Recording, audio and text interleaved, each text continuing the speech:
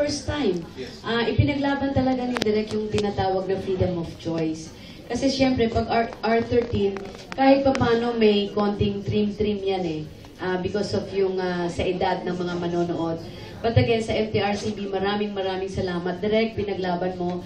At binigyan kami for the first time 2 ratings. So may choice ang tao. So if you want to bring your children sa mas medyo cool, refined ng konti yung mapapanood, then you can watch The Healing sa R13. So kung you want naman the tinatawag na Director Scott, kung ano po yung naging idea ni Direk, hanggang doon sa mga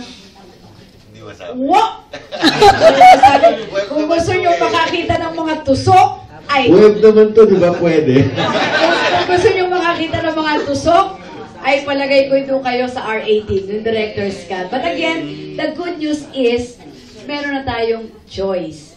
So, R18 and R13. So again, MTRCB, maraming salamat. Okay,